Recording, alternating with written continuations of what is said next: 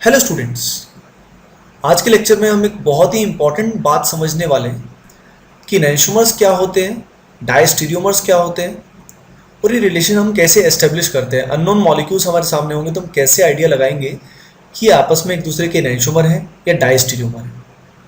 आइए शुरू करते हैं इनैंशोमर से। तो देखिए, इनैंशोमर जो वर्ड आया ये किससे मिलकर बना है? ये मिलकर बना है इनैंशो प्लस मर से। इनैंशो का मतलब यहाँ पे क्या होता है? इनैंशो का मतलब होता है अपोजिट, और मर का मतलब यहाँ मरना नहीं होता है, इसका मतलब होता है यूनिट। तो इनैंशोमर्स आर अपोजिट यूनिट। लेकिन इस बात से अपने को ये समझ में नहीं आ रहा कि ये अपोजिट यूनिट है तो लाइक किस चीज में अपोजिट है, क्या इनका अपोजिट है? तो actually these are pair of optical isomers. ये वो पेयर होता है ऑप्टिकल आइसोमर्स का having equal and opposite optical rotation. It is pair of optical isomers having opposite value of alpha. Alpha जो होता है वो ऑप्टिकल रोटेशन है। इसका मतलब एक का रोटेशन अगर प्लस अल्फा है तो दूसरे का माइनस अल्फा ही होना चाहिए। ये होता है इनैंशोमर्स का actual definition, pair of optical isomers having opposite values of optical rotation. Alpha value अलग होनी चाहिए।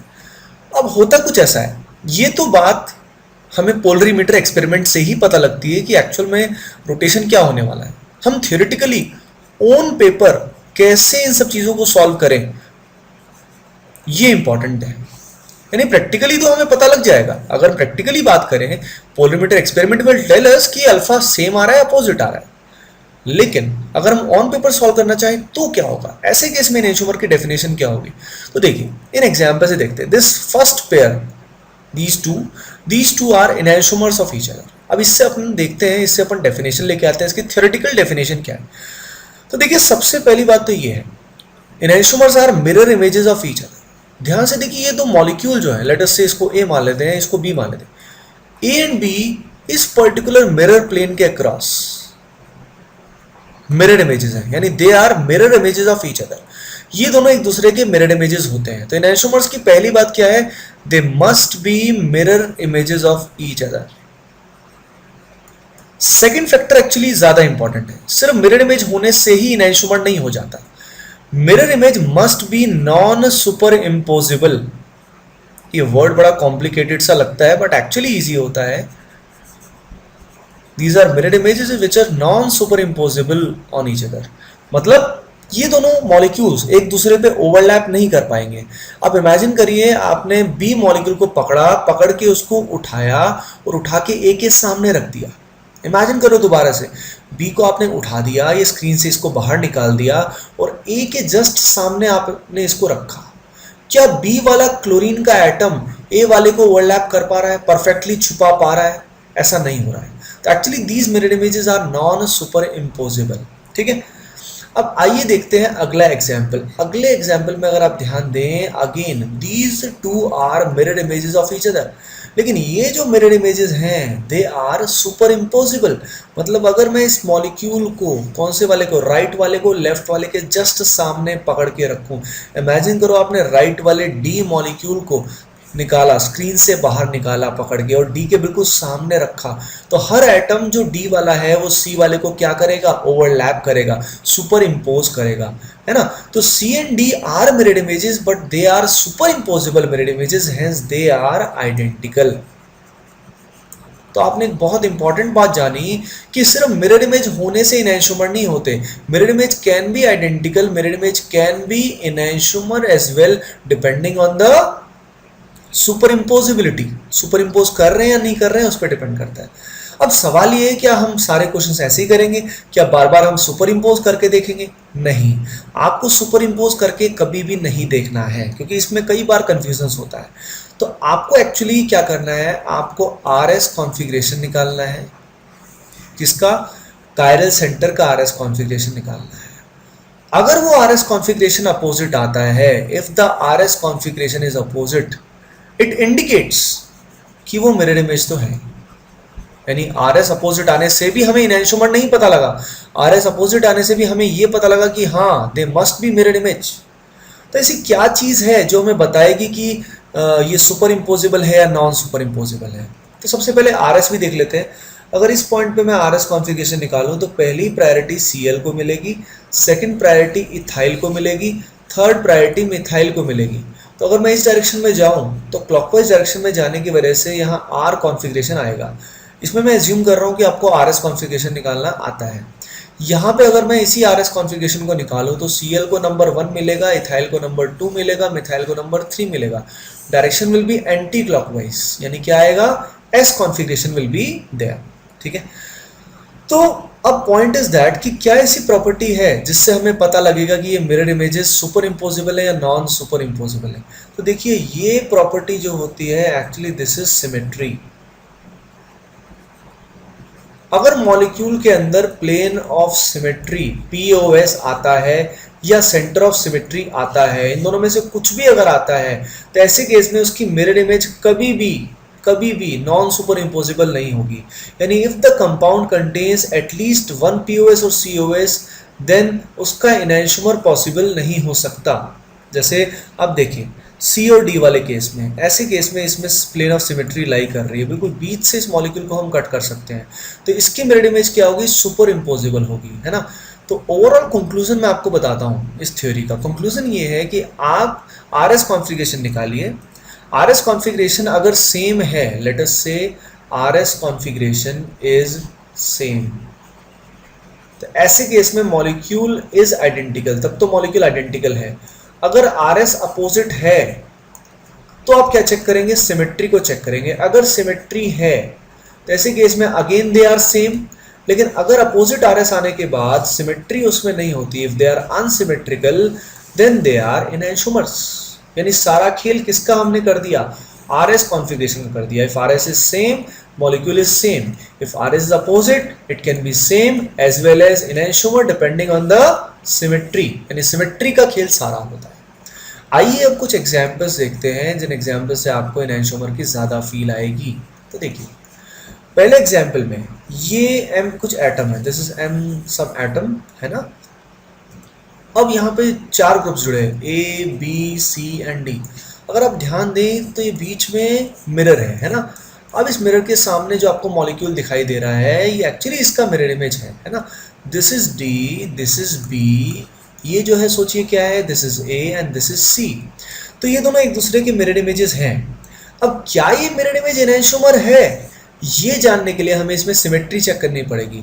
अब आपको पता है इसके अंदर एक A है, एक B है, एक C है, एक D है, चारों ग्रुप अलग हैं, जिस कारण ऐसा कोई प्लेन पॉसिबल नहीं होगा जिससे हम इस पूरे मॉलिक्यूल को इक्वल टुकड़ों में कट कर सकें।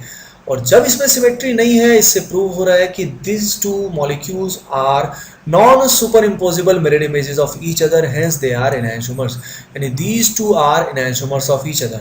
आइए देखते हैं अगला एग्जाम्पल, उसमें आप बताएंगे कि ये मिरर इमेजेस हैं या नहीं है, एनैंशोमर्स हैं या नहीं। देखिए these two molecule, let us से इस मॉलिक्यूल को अपन A मान लेते हैं, इस मॉलिक्यूल को B मान लेते हैं, और A एंड B को अगर आप ध्यान से देखें तो these two are mirror images of each other. ये बीच में मिरर में लगाऊंगा तो they will be mirror images of each other. अब देखिए इस पर्टिकुलर बीच में कार्बन एटम है, ये भी कार्बन एटम है, इससे जो चारों ग्रुप जुड़े हैं, this group number 1, 2, 3 and 4, all of them are mirror images. ध्यान से देखिए पूरा मिरर इमेज है, ये 1 है, ये 4 है, ये 3 है और ये 2 है।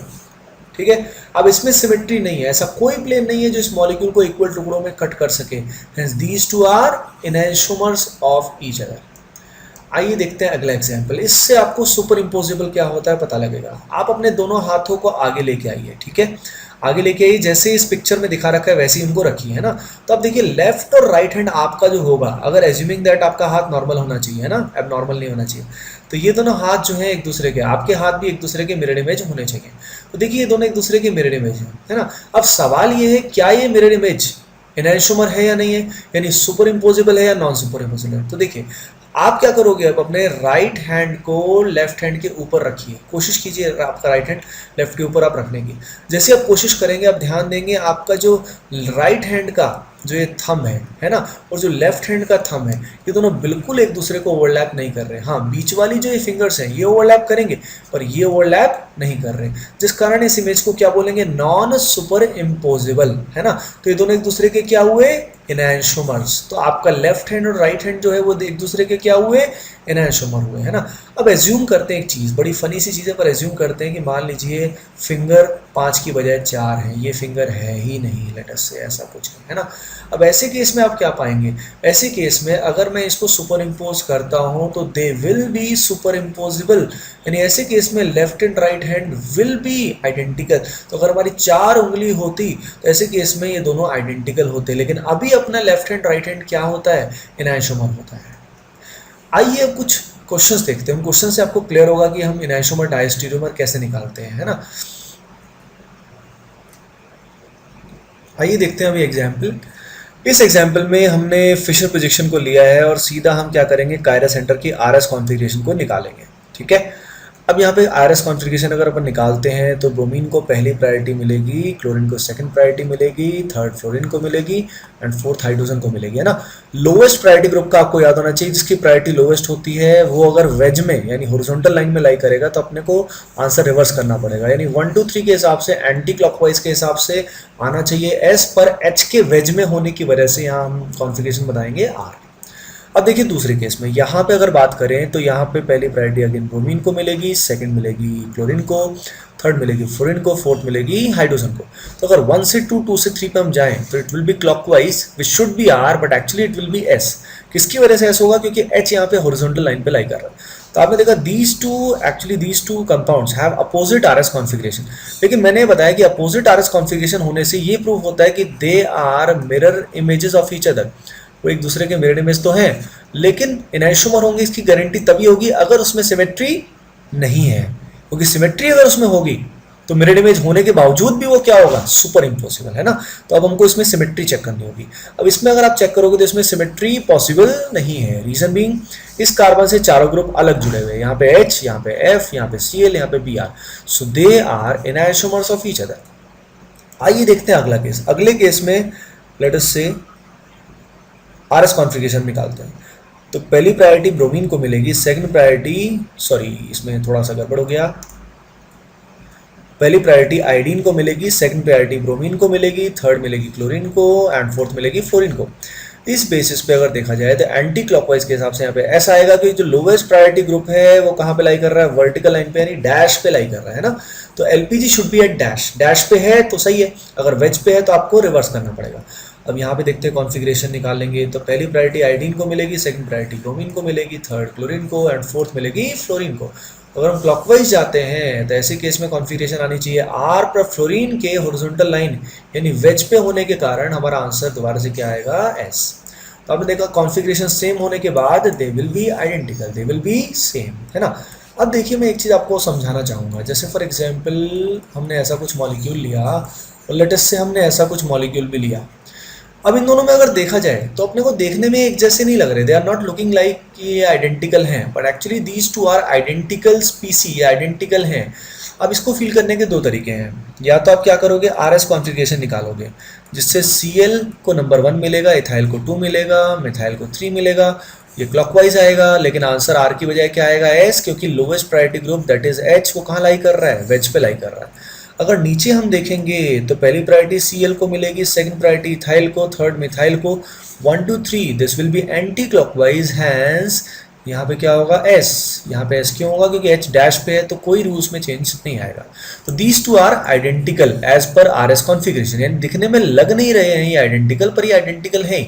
जैसे फॉर एग्जांपल ये तो वही वाली बात होगी, जैसे आपका हाथ है ना, लेफ्ट हैंड, अपने लेफ्ट हैंड को देखिए, लेफ्ट हैंड को एक बार आप रखिए सीधा, एक बार उसको उल्टा करिए। अब क्या आपका हाथ बदल गया, नहीं, आपका हाथ तो वही का वही है। यानी मॉलिक्यूल को सिर्फ रोटेट कर देने से मॉलिक्यूल नहीं बदल सकता, जैसे आपका हाथ को रोटेट कर देने से आपका हाथ बदल नहीं जाएगा, हाथ आपका हाथ ही रहेगा, है ना। तो ये बात भी होती है, यानी आपको mirror image, superimposable, non superimposable बार बार नहीं देखना है, आपको सीधा आरएस कॉन्फ़िगरेशन निकालना है एंड सिमेट्री देखना है।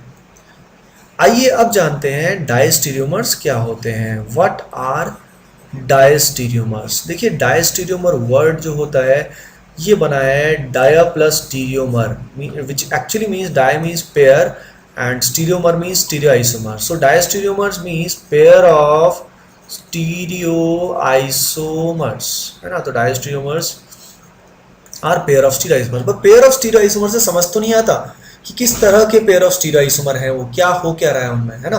तो देखिए इसकी अब हम डेफिनेशन समझते हैं, बहुत ही इजी है, वेरी वेरी इजी। जैसे देखिए ये पर्टिकुलर एग्जाम्पल है, इस एग्जाम्पल में अगर आप ध्यान दें तो दीज टू मॉलिक्यूल्स, ये और ये मॉलिक्यूल आपस में किसी भी मिरर के अक्रॉस मिरर्ड इमेजेस नहीं हो सकते। क्यों नहीं हो सकते मिरर्ड इमेजेस? क्योंकि अगर आप ध्यान दें तो आप पाएंगे कि ये ब्रोमीन और क्लोरीन दोनों वेज में यानी आउट ऑफ द प्लेन लाई कर रहे हैं, और अगर ये ब्रोमीन ये क्या है डैश पे यानी बिलो द प्लेन लाई कर रहा है, ये वेज पे। अब खुद ही सोचिए किसी भी शीशे में ब्रोमीन और क्लोरीन की रिलेटिव पोजीशन चेंज हो ही नहीं सकती। अगर दोनों ब्रोमीन और क्लोरीन सेम साइड लाई कर रहे हैं तो मिरर्ड इमेज में भी they will lie on the same side, या तो दोनों वेज पे या दोनों डैश में ही लाई करेंगे। तो इसलिए these are the pair of stereo isomer which are non mirrored image. Pair of stereo isomer है which are non mirror image. So these are diastereomers. So diastereomers की डेफिनेशन क्या है? These are pair of stereoisomer which are non-mirror image. इस बात का आप ध्यान रखेंगे कि यहाँ पे स्टीरियो आइसोमर बोला गया है, ना कि ऑप्टिकल आइसोमर। इन आइसोमर में आई हैव टोल्ड कि मैंने ऑप्टिकल आइसोमर बोला था और यहाँ मैंने स्टीरियो आइसोमर बोला है। इसका मतलब क्या है कि कुछ ज्योमेट्रिकल आइसोमर्स भी, बल्कि बहुत सारे ज्योमेट्रिकल आइसोमर्स डायस्टेरोमर्स भी होते हैं। जैसे देखिए for example I have taken this 1,2 डाइक्लोरोइथीन। एक बार मैंने सिस लिया और एक बार मैंने ट्रांस लिया। अगर आप ध्यान से देखिए तो सिस और ट्रांस भी कभी भी किसी भी मिरर के अक्रॉस मिरर इमेजेस नहीं हो सकते। So these are geometrical isomers. ये ज्योमेट्रिकल आइसोमर्स तो हैं, this is cis and this is trans, but this is also diastereomers. ये डायस्टेरोमर्स भी होंगे क्योंकि ये पेयर ऑफ स्टीरियो आइसोमर्स तो है ही, because geometrical isomers are stereo isomers and they're non mirror images as well, है ना। तो ये होते हैं डायस्टेरोमर्स। आइए अब कुछ एग्जाम्पल्स देते हैं जिससे आपको और क्लैरिटी आएगी। जैसे for example we have taken something like this ClBr। ये दूसरा हमने लिया जिसमें हमने क्लोरीन ब्रोमीन दोनों को ही वेज में लिया है। लेट अस से वी हैव टेकन दिस, हमने इसको क्लोरीन को डैश पे ब्रोमीन को डैश पे लिया, ठीक है। अब देखिए हम निकालेंगे इनकी RS कॉन्फ़िगरेशन। जब हम इनकी RS कॉन्फ़िगरेशन निकालेंगे तो हम पाएंगे कि इस सेंटर की कॉन्फ़िगरेशन R है। यहाँ पे अगर हम निकालेंगे तो इसकी कॉन्फ़िगरेशन आएगी S, या आपको निकालने में टाइम लगेगा तो उसको पॉज करके निकालिए। यहाँ पे आएगी R और यहाँ पे भी आएगी R। यहाँ पे निकालेंगे तो S, यहाँ पे निकालेंगे तो S। अब देखिए सबसे पहले अपन देखते हैं किसको देखते हैं, अपन देखते हैं मॉलिक्यूल A को एंड B को। A और B का रिलेशन हमें पता करना है। तो देखिए A और B में A का जो कॉन्फ़िगरेशन है दोनों सेंटर्स का मिला के RS है, 2 कार्य सेंटर का, और B का जो कॉन्फ़िगरेशन है वो है RR। अब देखिए ये जो कॉन्फ़िगरेशन है ना तो ये एग्जैक्टली सेम है, मतलब कहीं तो सेम आ रहा है और कहीं क्या आ रहा है, अपोजिट आ रहा है। तो बेसिकली इससे प्रूव होता है कि ये एक दूसरे के मिरर इमेजेस नहीं है। ये मिरर इमेजेस होते तो या तो कॉन्फ़िगरेशन सेम होता या कॉन्फ़िगरेशन अपोजिट होता, है ना। तो डायस्टेरोमर्स बेसिकली क्या हो गए, इनका RS कॉन्फ़िगरेशन ना तो एग्जैक्टली सेम ही होता है ना एग्जैक्टली अपोजिट होता है। तो A and B are diastereomers of each other, है ना, pair of stereo isomer which are non mirror image. अगर मैं A और C को देखूं तो A और C में भी ध्यान दीजिए, A का कॉन्फ़िगरेशन है RS और C का कॉन्फ़िगरेशन है SS। तो आप देखिए ओवरऑल कॉन्फ़िगरेशन ना तो सेम ही आ रही है ना एग्जैक्टली अपोजिट ही आ रही है, हेंस दे विल बी डायस्टेरोमर, क्योंकि ऐसे अरेंजमेंट में they can never be mirror image. अगर B और C की बात करें तो देखिए B में RR कॉन्फ़िगरेशन है और C में SS कॉन्फ़िगरेशन है, which is exactly opposite RS। Opposite आ रहा है यानी दोनों एक दूसरे के मिरर इमेजेस हैं, है ना। अब दोनों एक दूसरे के मिरर इमेजेस हैं तो they can be in isomer, वो हो सकते हैं डिपेंडिंग ऑन द सिमेट्री। तो मॉलिक्यूल में सिमेट्री नहीं होनी चाहिए, है ना। तो मॉलिक्यूल में आपने देखा सिमेट्री नहीं आ रही, कोई भी ऐसा प्लेन नहीं है जिसके अक्रॉस इसको इक्वली कट कर सके। So they must be in isomers. Okay, let us do one more example guys. ये एग्जाम्पल और लेते हैं। इस एग्जाम्पल में हमने 3 मॉलिक्यूल लिए। लेट अस से वी हैव टेकन MEET। सब जगह मैंने मिथाइल एंड इथाइल लिए हैं, यहाँ पे भी मैंने मिथाइल इथाइल लिया है। लेट अस से जो सब्स्टिट्यूएंट लिए हैं हमने फ्लोरीन क्लोरीन लिया है, और यहाँ पे फ्लोरीन क्लोरीन को लिया है। अब देखते हैं क्या होने वाला है। तो देखिए सबसे पहले मुझे RS कॉन्फ़िगरेशन निकालना पड़ेगा कायरल सेंटर्स का, ठीक है। वो अगर अपन निकालते हैं तो यहाँ प्रायोरिटी 1 आएगी, नीचे 2 आएगी, ऊपर एमिको 3 आएगी, पर यहाँ पे कॉन्फ़िगरेशन ऐसा आएगा। तो कॉन्फ़िगरेशन आप जल्दी से इसको पॉज करके निकाल लीजिए, इससे आपको आसानी रहेगी, है ना। नीचे वाले केस में अगर अपन देखते हैं तो यहाँ पे कॉन्फ़िगरेशन आएगा R, यहाँ पे अपन निकालेंगे तो आएगा S, यहाँ निकालेंगे तो आएगा S, यहाँ निकालेंगे तो आएगा R, यहाँ निकालेंगे तो आएगा S। तो देखिए अगर मैं A और B को देखूँ तो यहाँ कॉन्फ़िगरेशन SR है और यहाँ पे SS है, तो ना तो ये एग्जैक्टली सेम है ना एग्जैक्टली अपोजिट है, तो A and B will be diastereomers. अगर A एंड C की बात करें तो देखिए A है SR और C है RS, so they have opposite RS और सिमेट्री इनमें किसी में भी नहीं है, हेंस दे विल बी इनैनिसोमर्स। अगर मैं B और C की बात करूं तो B है SS और C क्या है RS, सो कॉन्फ़िगरेशन ना तो सेम है ना एग्जैक्टली अपोजिट है, तो they will be diastereomers. Okay, आइए guys let us revise what we learned so far. तो आज के लेक्चर में you have learned about enantiomers and diastereomers. Enantiomers का ऑप्टिकल रोटेशन अपोजिट होता है, पर इसको थ्योरेटिकली जानने के लिए हमें देखना पड़ता है इनका RS configuration that should be opposite, है ना। और जो मिरर इमेज होनी चाहिए they should be non super imposable, जो हमको पता लगता है with the help of symmetry. Molecule में अगर सिमेट्री है तो कभी भी वो इनैनिसोमर पॉसिबल नहीं है ना। तो enantiomers are possible only in molecules having no symmetry. Okay, इसके बाद हमने कुछ एग्जाम्पल्स देखे, है ना। एग्जाम्पल्स में हमने देखा कैसे वो एक दूसरे के इनैनिसोमर्स हैं, कैसे वो एक दूसरे के मिरर इमेजेस हैं। फिर हमने एग्जाम्पल लिया हैंड्स का, जिसमें आपको पता लगा कि super imposable and non super imposable का मतलब क्या होता है। फिर हमने कुछ एग्जाम्पल्स किए और एक बात हमने जानी कि हमें डायरेक्टली मिरर इमेज दिखाई दे या आइडेंटिकल दिखाई दे, दैट इज़ नॉट पॉसिबल, हमें इसीलिए RS कॉन्फ़िगरेशन निकालना पड़ेगा। Finally we have seen diastereomers which are pair of stereoisomers which are non mirror images, है ना। और आपने देखा वो ज्योमेट्रिकल भी हो सकते हैं। Okay guys, thanks for watching and please like, do share and subscribe.